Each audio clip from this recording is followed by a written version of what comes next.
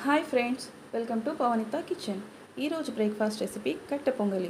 కట్టె పొంగలి గుడిలో పెట్టే ప్రసాదంలా కమ్మగా రుచిగా ఎలా ప్రిపేర్ చేసుకోవాలో మీకు చూపిస్తాను. ముందుగా ఒక గిన్నె తీసుకొని 1 గ్లాస్ వరకు బియ్యాన్ని వేసుకోవాలి. అలాగే అదే గ్లాస్తో 3/4 పెసరపప్పు వేసుకోవాలి. 3 టైమ్స్ వాష్ చేసుకోవాలి. ఇలా 3 టైమ్స్ వాష్ చేసుకున్న తర్వాత కొద్దిగా వాటర్ పోసుకొని అరగంట సేపు నానబెట్టుకోవాలి.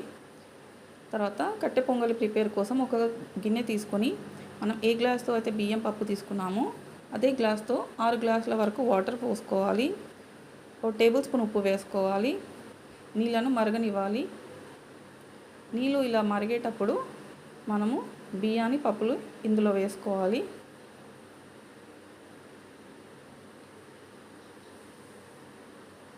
బియ్యాన్ని పెసరపప్పుని మొత్తం కూడా ఇందులో వేసుకోవాలి.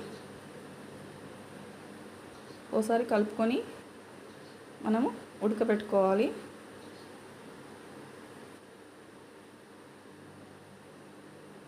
ఓ 4 నిమిషాల పాటు హై ఫ్లేమ్లో పెట్టుకొని ఉడకనివ్వాలి. తర్వాత మళ్ళీ ఇంకోసారి కలిపేసి ఫ్లేమ్ అనేది మీడియం ఫ్లేమ్లో పెట్టుకొని ఉడకనివ్వాలి. చూడండి, ఇలా మెత్తగా ఉడకాలి.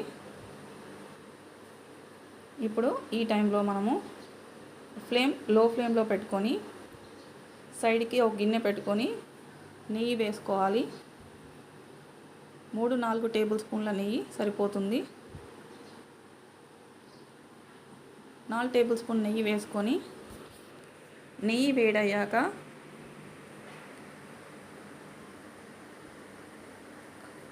రెండు కట్ చేసిన పచ్చిమిర్చి వేసుకోవాలి. అల్లాన్ని చిన్న ముక్కలుగా కట్ చేసుకొని వేసుకోవాలి. వీటిని ఫ్రై చేసుకోవాలి ఓ 1/2 నిమిషం పాటు. తర్వాత జీడిపప్పు వేసుకోవాలి. జీడిపప్పుని కూడా ఫ్రై చేసుకోవాలి.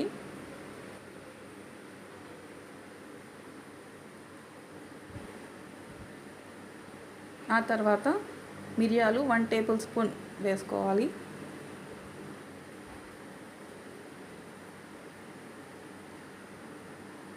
జీలకర్ర 1 టేబుల్ స్పూన్ వేసుకోవాలి.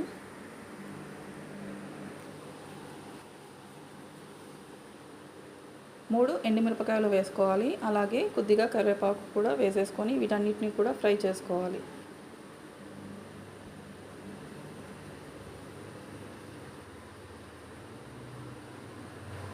పొంగలి చాలా టేస్టీగా ప్రిపేర్ చేసుకోవచ్చు ఇలా చేస్తే.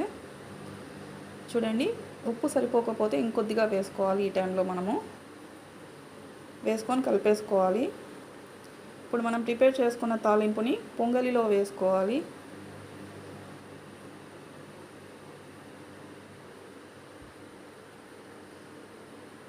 ఇలా తాలింపుని మొత్తాన్ని వేసేసుకోవాలి. చూస్తూనే వావ్ అనిపిస్తుంది కదా, టేస్ట్ కూడా అంత రుచిగా ఉంటుంది. ఇలా తాలింపుని మొత్తాన్ని కలిపేసేసుకొని చక్కగా కలిపేసేసుకొని ఫ్లేమ్ అనేది లో ఫ్లేమ్లో పెట్టుకొని క్యాప్ పెట్టేసి ఓ 5 నిమిషాల పాటు ఉడకనివ్వాలి. 5 నిమిషాల తర్వాత ఇంకోసారి కలుపుకొని మనకి కన్సిస్టెన్సీ చూడాలి. మరీ లూజ్గా కాకుండా మరీ టైట్గా కాకుండా చూడండి, ఈ విధంగా వస్తే సరిపోతుంది. ఇంకా స్టవ్ ఆఫ్ చేసుకోవాలి. స్టవ్ ఆఫ్ చేసుకొని సర్వ్ చేసుకోవడమే, అంతే. కట్టె పొంగలి రెడీ అయిపోయిందండి. కట్టె పొంగలి బ్రేక్ఫాస్ట్కే కాదు, లంచ్కి డిన్నర్కి ఎప్పుడు తిన్నా టేస్టీగా అనిపిస్తుంది. సో మీరు ట్రై చేయండి. Thank you.